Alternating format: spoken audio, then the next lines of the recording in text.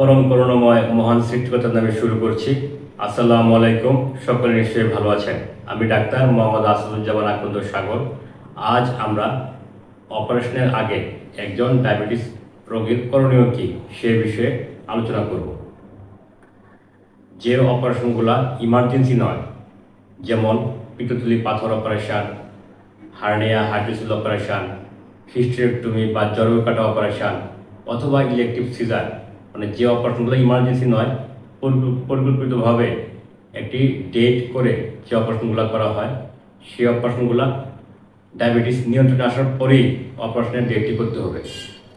কমপক্ষে ডায়াবেটিসের মাত্রা 10 মিলিমোল পার লিটার এর নিচে থাকতে হবে। একজন ডায়াবেটিকের রোগী দুই প্রকার ওষুধ দিতে পারেন।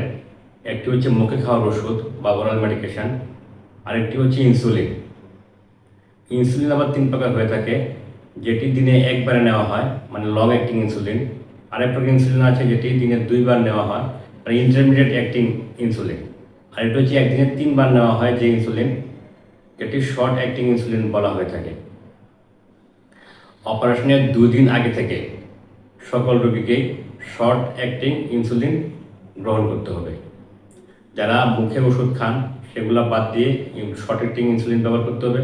আর যারা লং অ্যাক্টিং বা ইন্টারমিডিয়েট অ্যাক্টিং ইনসুলিন ব্যবহার করতেন, তারা ওইসব পরিহার করে শর্ট অ্যাক্টিং ইনসুলিন ব্যবহার করতে হবে।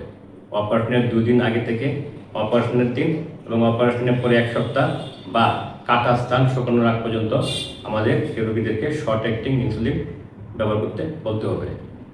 অপারেশনের কাটা স্থানটি শুকিয়ে যাওয়ার পর রোগীগণ অপারেশনের আগে যে ওষুধ ব্যবহার করতেন ডায়াবেটিসের জন্য, ওনারা সেই ওষুধই ব্যবহার করতে পারবেন। যেসব ডায়াবেটিক রোগীর ইমার্জেন্সি অপারেশন করতে হবে, তাদের আতঙ্কিত হওয়ার কিছু নেই।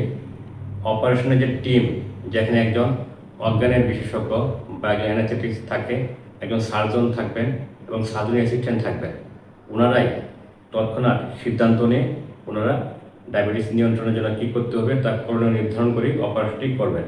প্রয়োজনে ওনারা একজন ডায়াবেটোলজিস্টের পরামর্শ নেবেন। কাজেই ডায়াবেটিক রোগীদের অপারেশন নিয়ে আতঙ্কিত হওয়ার কিছু নেই। ওনারা ডাক্তারদের শরণাপন্ন হলে ডাক্তারাই প্রয়োজনীয় ব্যবস্থা গ্রহণ করবেন।